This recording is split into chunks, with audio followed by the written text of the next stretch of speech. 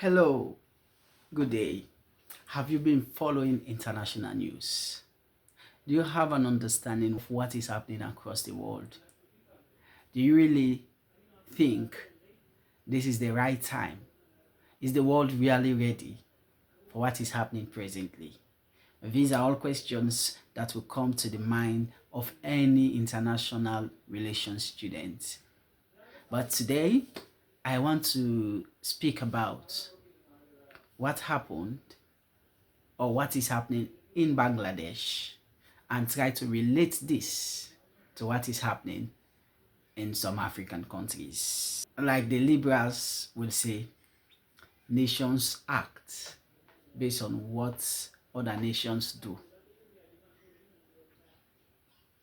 The action of a particular state is triggered by the action of another state.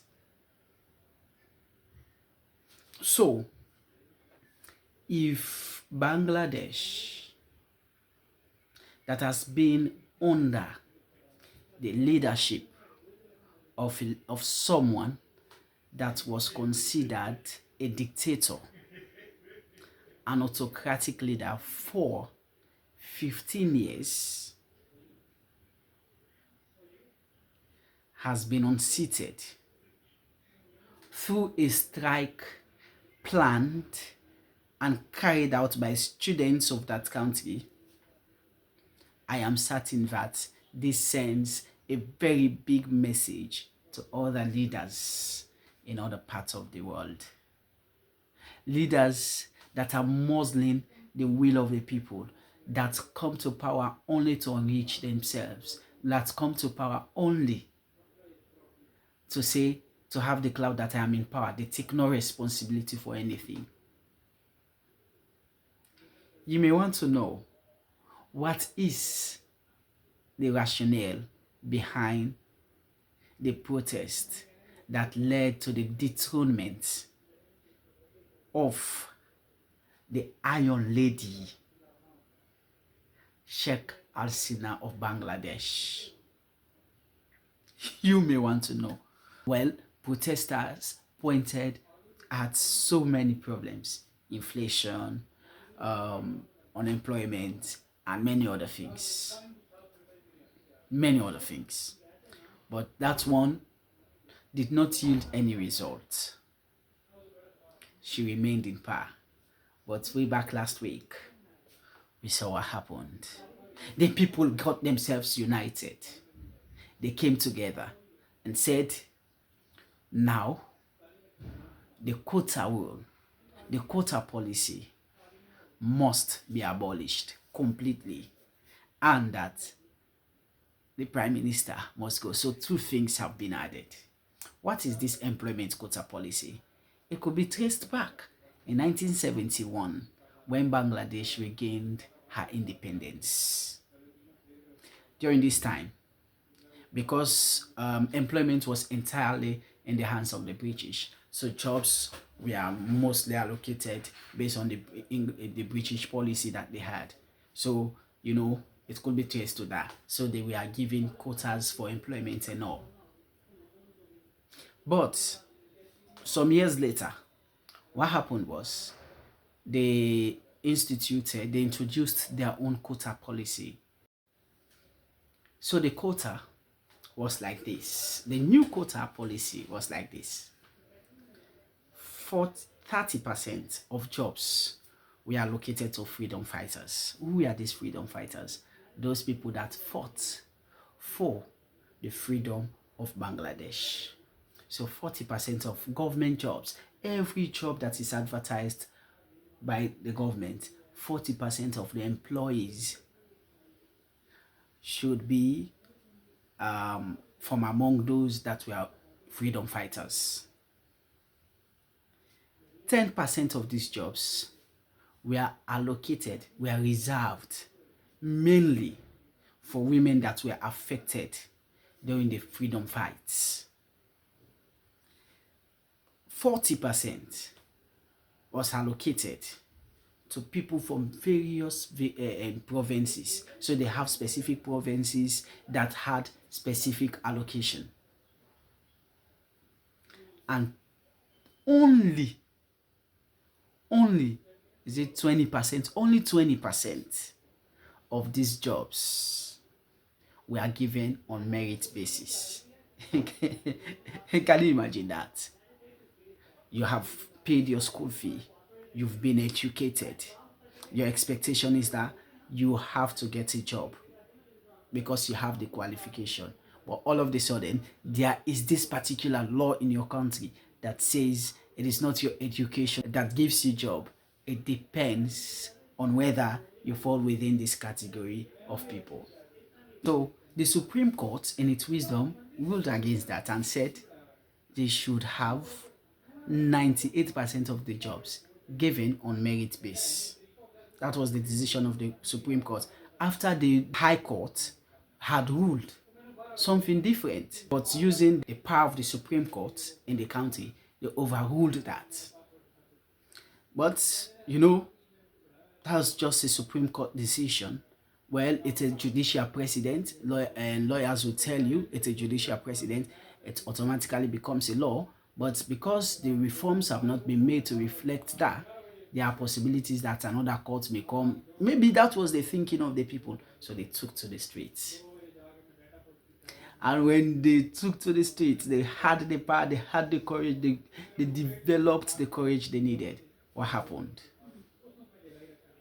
We saw the Iron Lady resigning and fleeing her country. As we talk, rumors are that she is presently in India. What does this mean to other leaders? What does this mean to Tinubu, who is presently the president of Nigeria? What does this mean to Ruto, who is the president of Kenya? What does this mean to other presidents whose countries, like Sierra Leone? What does it mean to Madabio? What does this mean to other leaders across the world? What does this mean? This speaks to the fact that the people's will can be muzzled for a time, but not always. When the people are united, they will effect any change they want.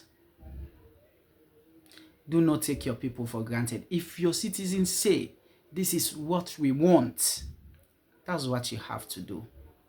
You're not there for your political party. Yes, because in Africa, our case is different. We don't have that quota thing. I'm not aware of that. But our leaders are giving jobs based on who knows you. That's what happened in most of African countries. I spoke with some Ghanaian friends here, and they were like, that's what that guy does not give us job, this, that. We don't want him again. Nigeria, the same thing is being accused of the leadership. The same thing. Our African leaders should be mindful. They should be very, very mindful. The example in Bangladesh should send a very big picture to them. It should send a very big picture to them. They should realize that what has happened there might happen here. If the people continue to express dissatisfaction over and again, if you give them the courage, then you see the results. However, what I would want to advise young Africans is this. When you want to effect a change of governance, let the decision come from within. Let it come from you. Let it be a genuine fight. Don't allow any politician to influence your actions for their selfish desires, selfish gains. The moment you do that, you risk everything. You will not win your fight. It's high time we started thinking along this line. Of course, there are some times when politicians will always say, this fight is not from the citizens, the ordinary citizens, it's from a particular political party. That's a common response from our leaders. It's very common. It's okay. It's good. The same thing was said in Bangladesh. When the people went out to protest, the Prime Minister said that protest was not done by students, but by the Islamic Party. That's the opposition party. By the opposition party. And he referred to the protest as a terrorist attack against the state. We have seen many African leaders using that against their citizens.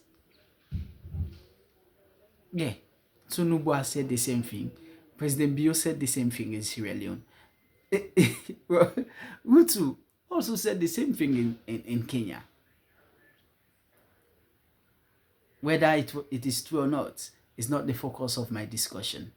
I just want to advise that our leaders become very mindful of how they treat their citizens.